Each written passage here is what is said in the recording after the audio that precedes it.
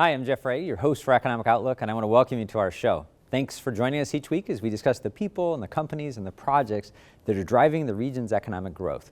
Community foundations have a powerful impact on the communities they serve. Thanks to the generosity of their donors, their efforts help improve communities and drive economic growth.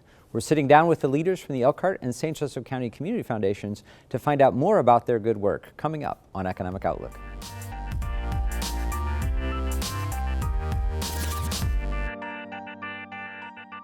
In St. Joseph County, they're connecting people who care with causes that matter. In Elkhart County, they're focused on improving the quality of life by inspiring generosity. In both cases, they're making the communities they serve better, and we thought their stories were worth sharing. We're taking a closer look at the work of the community foundations of Elkhart and St. Joseph Counties. Please join me in welcoming Rose Meisner, the president of the Community Foundation of St. Joseph County, and Candy Yoder, the chief program officer of the Community Foundation of Elkhart County. Ladies, thank you for joining me today. You guys are doing some really important work. We only have a half hour or so to talk about it, but we appreciate you coming to talk a little bit about it. Rose, let me start with you. So if somebody's not familiar with the Community Foundation of St. Joseph County, what would you tell them? Well, as you referenced, our organizing principle is connecting people who care with causes that matter. So we try to take people who care about the community and express that through their generosity and connect it with things that make the community better, that bring about change and optimism and hope and momentum. So in our case, our primary focus is when people give us a gift, we invest it and we use the earnings to support all manner of good purposes in our community.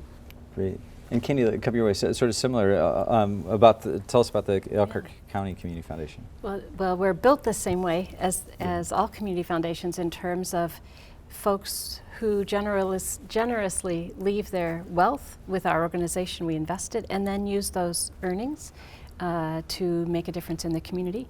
In some cases, the donors themselves are making those choices of where the dollars go. In other cases, we, through a committee structure, are making grants into the community, and it's all about improving the quality of life by inspiring generosity within our community. Great. Rose, let's come your way. So give us some historical perspective. Talk about just where the ideas of community foundations came from, how long they've been around, just to help us understand the history. Yeah, Jeff, I think the first one was started in Cleveland around 1916, and actually it was started by a trust officer because people were setting up permanent funds for purposes that might change over time. I think there was a fund for repairing Conestoga wagons or something to that effect. So the idea of a community foundation is someone can set up a fund that's supposed to last forever, but if for some reason that purpose can no longer be served or is no longer needed, the community foundation can find another purpose as close to the donor's intention as possible. So that's been a really powerful model. It used to be that kind of concept was for the Rockefellers, but with community foundations, people can start permanent funds for as little as $10,000 and create legacies that last forever very efficiently and effectively. Candy, I'm going to come your way, because I think of the needs of the community. Sometimes there's a long list of them. Sometimes, and you in your role, and Rose also, you're working to kind of fill community needs and understand. Talk about how you sort through, decide, figure out what are the key things that you think you're going to focus on. That's a really good question, and actually we have asked the community that. Mm-hmm. We're on a second listening tour process right now. We did one about 10 years ago where we asked the community, what do you believe are important assets that we ought to consider, what are issues that we should address, and where should we put the community's dollars? We really see the Community Foundation's funds as the community's, and so we want to know where the community wants dollars to go. The other thing we do is, as we're working with nonprofit organizations who are receiving grants, we look to see what their donors are supporting, because that again signals that this is important to the community. And so by looking at things the community is already supporting, it signals this is important and it's something that we want to invest in as well. Great. Rose, before we get into maybe some projects, just generally, kind of the state of philanthropy. I mean, you guys have both played in this philanthropic space for a long time. I don't know if it's better, worse, if there are so many needs. It feels like, you know, so many worthwhile causes in the community for people to contribute to. But just talk about generally the environment, the state of it right now. Yeah, I always feel really inspired by the consistent level of generosity that people show. And I think generosity, not just the big gifts, but the smaller gifts. I really believe that everything matters, and that to be a healthy, thriving community, people need to understand that caring about each other is an essential part of the equation. So tax incentives have changed a little bit, and on both ends, in that people can't deduct gifts the way most people can't. And you have to be quite rich now to have any estate tax issues. But what's interesting is that the giving continues without those incentives. I wouldn't mind if some of those come back, but I also am delighted by how much people continue to understand giving as part of what it means to be a good citizen. Right. I agree with that. My own experience, both as a nonprofit leader and now at the Community Foundation, is that folks are so generous. And especially even when times are tough, so many folks say, I have set money aside for when times are tough. I'm going to continue my giving. I'm not going to stop. I'm going to be generous in this moment of need. We saw that during the pandemic with folks giving very generously to the needs of the community. And even during economic downturns, people continue to be generous because they care about the community, they care about their neighbors. And I also want to say that it's generosity of money that's important, but also it's generosity of time and of talents. So many folks are volunteering their time on boards of directors for nonprofit organizations, and also lending their skills where needed in the community. And those gifts are very valuable also to improve a community. Great. Yeah, and maybe I'll throw to both of you a little bit. So when I think of the generosity, and there are a lot of wonderful organizations, some great nonprofits in the area, you both, it seems like, play a little bit of a convening or connecting role with some folks. My guess is when you start talking early childhood, there's a lot of people playing in that space. Talk about just sort of the relationships with the nonprofits and some of the things that you do to really sort of cultivate the work so that we're not resource rich and outcome poor, that we're driven to some outcomes. So we'll go here. This is actually a very important role of our program officers play.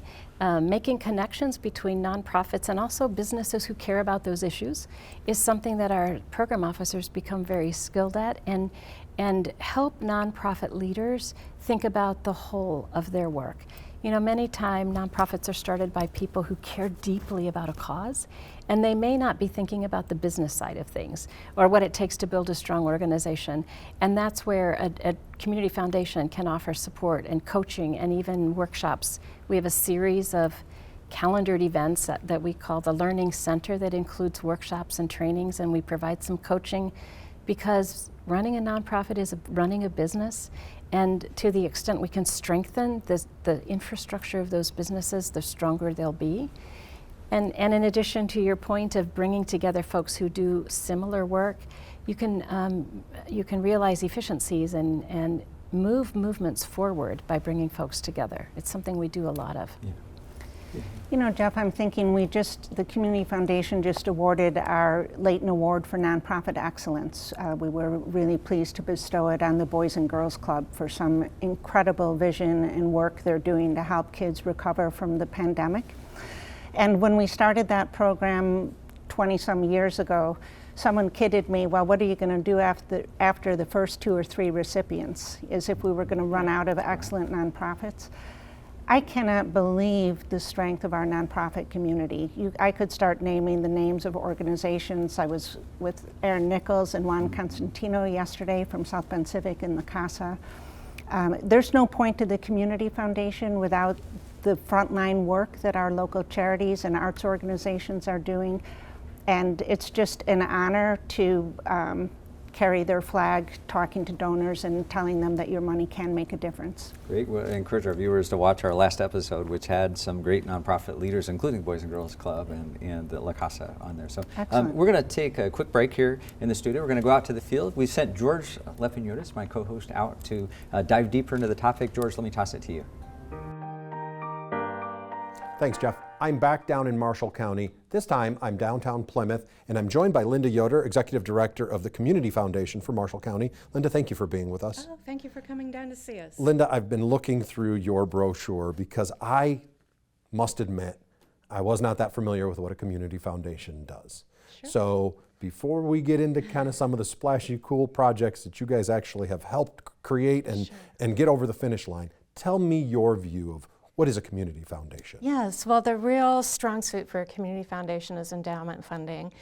So we support philanthropy in the community primarily through endowment funding, and we've been doing that since 1990, 91 in Marshall County. Now, this particular foundation Yes. is also tied to a United Way branch. That's right. Is that the right way to say that? Well, that's right. We have a local United Way, and we share office and staff with the United Way. Separate organizations, but shared office and staff. Got it. And that makes you more efficient in what you can do with the dollars that you bring into the community. It really does. It gives us an opportunity to leverage those resources whenever we can. And we're working with a lot of the same donors.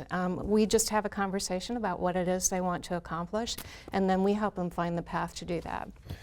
We were talking before we went on air, and I really did want to bring it back up as we sit here and talk for our viewers about Marshall County and its unique place in our viewing region, right? Many of our counties have different things that they bring into their county and different types of economic drivers. Marshall County, while it does have some very unique places, really is a classic Midwestern county that struggles with some of the things that many of the sister counties do. That's absolutely right. I mean, we really do focus on building around our great hometowns. We have Bremen and Argus and Plymouth and Bourbon and Culver, all unique in their own way, but to your point, very much part of our rural fiber, right? Yeah. And so what are those challenges that your communities here in the county are facing right now that you guys are looking to help them overcome? Right, absolutely. We've been a partner with our Marshall County Economic Development Corporation for a long time. They've been hosting County Development for the Future meetings since 2014 on a quarterly basis. And every time we get together, we talk about the challenges that are common in each one of our cities and towns and the opportunities that might be there to address those challenges. And I have to tell you, affordable housing, affordable childcare, those have been issues that have been with us for a long time, but more noticeable now than they have than ever before. As I told you, our show is Economic Outlook. And so Right. we talk about the region's economy and what is happening there, both good and bad, but mainly we focus on what's good. When we talk about affordable housing, affordable child care, we're not just saying that that's a philanthropic mission. There is, in fact, an economic purpose to these things, isn't there? Absolutely. You know, one of our latest opportunities is a grant from the Indiana Family and Social Services Administration. This came through United Way, but again, we're partnering with the Community Foundation. And this is to help with that tough business model, right? We've got child care providers that have been doing this for a long time, but to pay a living wage to their employees, keep it affordable for families, is tough. And then you add in the big necessity of our employers to have employees that have that kind of stability. They want to be able to leave their kids in a place that feels safe and comfortable to them while they do their business. So we know it's impacting employers in a big way right now. We hear it all the time. Yeah, and we do too. I mean, I think in the broader fabric of our economy, most absences, most instability arises from family situations. Absolutely. So what you're able to do is you're able to leverage these funds that you go out and raise to help businesses overcome some of these challenges. Yeah, so this is a unique opportunity for us. We're piloting a TriShare model. We're just getting ready to launch it hopefully in April. But what it does is it brings that funding to our local community. The child care is supported 1/3 by the business, 1/3 by the employee, 1/3 by this grant. So it's not a new program, new to us, but it is statewide in Michigan, and we're really leaning on our neighbors to the north to learn more about what they're doing. And also, there's a couple counties in Indiana that are trying it as well. So we're learning from each other, but already we've had good response from employers and their employees about what this could mean to them. That's awesome. and it's not just limited to these issues. I mean, the foundation, as I'm looking through your literature here, it's like a hit list of Marshall County highlights. We've got the Reese Theater that I know you helped support, your organization helped raise funds for. That too was a project we were told by the leaders over at the Reese Project that it was young students that came up with the idea. When they were asked, what would it take for you to stay here? We talked about the Aquatic Center and its new place in the community. What's next on the horizon? What are you guys working on now? I think I know where you're going to go with this, but there, what's the next kind of big hill that you're hoping to tackle? Yeah, the big hill is housing. There are opportunities for us right now through the community foundations, and we're doing this in partnership with Elkhart and St. Joseph County, is we're going to be doing a regional housing study. We know there's opportunity to bring funding into the area, but we want to know where our housing gaps are, where our biggest opportunities are. What does our future look like? How are we going to develop that plan together as a region to attract talent and retain talent to this area? And as the price of housing and constructing new housing has gone up, you are essentially able to come in and maybe lop off the top portion of that to help ease the burden. Yeah, that would be the idea of it, absolutely. So we know this isn't just a problem for our region. We know it's a national problem too, but we've got a lot of really great creative people, and a lot of times one of our roles in the community is to help convene people around those issues that are too big for any one of us to handle on our own. So again, wonderful work with a regional partnership. We're so excited to be a part of this initiative. Well, thank you for being with us. Thank you for talking about what you do, and good luck with your next steps. I know you'll be successful. Jeff, back to you in the studio where you're going to talk more about how charitable giving helps our economy by doing things that maybe businesses or individuals just can't do on their own.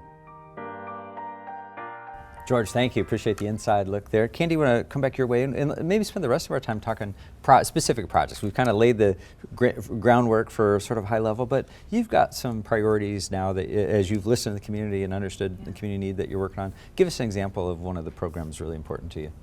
Well, we have a project of connecting a network of trails for bikes and pedestrians in Elkhart County. That's very exciting. We've just completed the Pumpkin Vine Nature Trail. 30 years in process, in planning and work. The final half mile has been completed, and no longer do you have to travel on county roads, so that's very exciting. Yeah. But that's just the start. We now want to add an additional 60 miles so that we can ride across the county from LaGrange County through Elkhart County into St. Joe County and connect those trails for our citizens across the region. It's very exciting. We have a master plan, and so now we're identifying where are the best opportunities for us to take advantage of federal and state grants, because these miles are very expensive to build, but together with our own matching money and state and federal dollars, we know we can get this done. It's very exciting work. How neat to see these concepts that somebody dreamed of 30 plus years ago keep chipping away at it and needs support of folks like you to help move it. So thanks for sharing that. Rose, how about you? So maybe some priority projects. Give us a project that's been a priority of the Community Foundation that you want people to know more about. Yeah, well, in the last couple of years, we've really been focusing intensively on getting more St. Joseph County students enrolled in the 21st Century Scholars Program. That's an opportunity to go to college for free. We just weren't doing a good enough job getting students involved and supporting their path into college and to career. And it's such a frontline endeavor. Our program team and the young students from our community that are going to college are all invested in reaching out to each other. We recruit the students from our community that are going to IUSB and Holy Cross and Bethel and St. Mary's to do outreach to high schools and middle schools, so that it's not some old person saying you should really go to college. It's one person saying, my story is the same as your story, and I never dreamed of going to college until this opportunity, and I can do it, you can too. And literally hundreds and soon to be thousands of additional students will get a post-secondary degree as a result of this. it's very exciting. Outstanding, and again, another example of something that doesn't happen without the community leadership that you and your team have provided for that, and the long-term benefit to our community will be terrific. Let's keep on the example, and you know, and I think as Rose is mentioning here, I'm thinking a lot about, you know, kind of education, workforce, the path to get people on the right track. I know you're doing a lot in the education space, early childhood. Talk some more about just some of the other programming things that you're doing. Yeah, we've got an early childhood initiative that we've just launched. We're calling it Building Strong Brains, because it really is about building those infant and toddler brains to be strong and resilient. We had the benefit of, through Horizon Education Alliance's work in Elkhart County, we developed a kindergarten readiness assessment tool that was used across all public kindergarten classrooms. And the outcomes of that are showing us that we're not doing a good job helping parents raise their children strong. So we have a group, a collection of organizations who are coming together saying, we're in this for the long haul. Let's identify the strategies that will help this school find better solutions and interventions for families and young children to get them ready for kindergarten. So we want to see, instead of 40% of our children ready across all 6 domains, we want to see 60% and then 80%. We need to be better preparing our children for success in school. Great. Rose, let's come back your way too. And I think of whether it's the library, the arts, a lot of different things. What else would you highlight from the Community Foundation in terms of some of the things you've been working on? Yeah, in recent years, I mean, it was our great pleasure to collaborate with the St. Joseph County Public Library, and we knew they had plans to sort of refresh the main building, and just through a conversation, a long time vision that originated with Don Napoli and then carried out by Deb Fuda. We encourage them to think a little bigger, and we now are located in the downtown Public Library. We love being in the library. It's a little microcosm of our whole community, beautiful places. And I think we were able, it wasn't just Community Foundation money at all. We had some major donors come together and make something happen that the library would never have dreamed of, left to its own resources. Kenny, let me come back your way. So the show is Economic Outlook. We're really focused on jobs and economy, and you know, we so many times talking about, you know, projects and stuff like that. But the work you're both doing is so critical to growing the economy. Help connect the dots for folks who maybe don't understand this important role that you play in helping drive economic growth here. You know, people today look for where they want to live before they look for the job they want to work in. And a lot of jobs are portable now. So we need to be really thinking about the communities we're building. How vibrant, how exciting, what are the amenities? How do people feel connected to their communities? Those are the things that are going to drive economic success in any community. And I think the projects that we've both described help our communities become those places of vibrancy and places our children want to return to after college, places our families from outside want to live in because it's such an exciting and vibrant place to live. So it used to be that we thought only about the skills. We need to think about both. We need to be investing in the vibrancy of our communities while we also invest in the skill side. And it's been proven through research and through many communities that this is the answer to economic growth. Yeah, Jeff, you'll like this concept, but we used to think of scholarships as just helping to pay tuition bills. Mm-hmm. We think completely differently now. We know that every one of those students that's developing their own potential is connected to this community. They have family here. Even if they go away, they're more likely to come back. So those are the young people that we'll depend on to help our community continue to thrive, and we're in relationship with them now. We're not just paying their tuition bill, we're connecting them and helping them build friendships and networks. That reminds me of coming back to the meaning of philanthropy. It's the love of humankind. Mm-hmm. And that's what philanthropy is. It's giving of our own time, talents, treasure, because we care about people, we care about our community. And the community foundations, as Rose said, are nothing without the community investing in and the nonprofits doing the work. So it's all about, we're in this together. Yeah. So Rose, in our last 2 minutes, advice to folks that are watching, you know, you piqued their interest maybe with a project we're talking about, they want to be more active, they have something they're passionate about. What advice would you give to someone? Well, call us, visit our website to learn more about us. But what we support is as broad as the interests of our donors. So sometimes we're helping them identify good causes, but sometimes they're passionate about something, and we can connect them with good charities, or they already love a charity and want to figure out how to help them. I love the concept of paying it forward, where people are taking all the blessings that they received and giving it to the future, just to keep that ripple effect going. And that's who we work with. That's why I love my job. I'm sure that's why you love your job.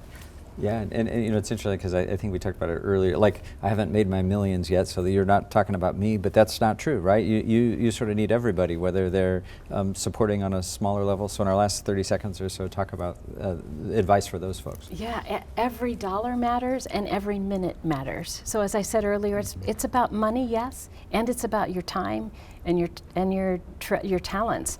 So find a nonprofit, find a cause, reach out to us, either Community Foundation, and inquire how you can get involved. We're connected with lots in the community. We can help connect every person. Awesome. Well, thank you both for the good work that you're doing in the community. You've made a real impact here, and we appreciate the chance to talk more about it today. So. Thanks, Jen. Thank you.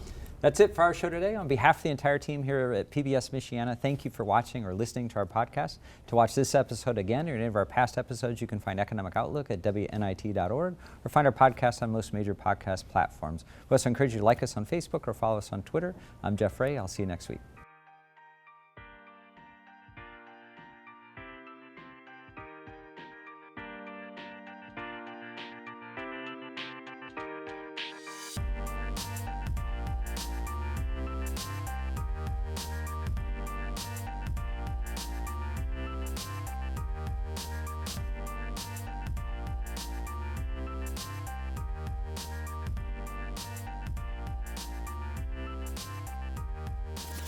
This WNIT local production has been made possible in part by viewers like you. Thank you.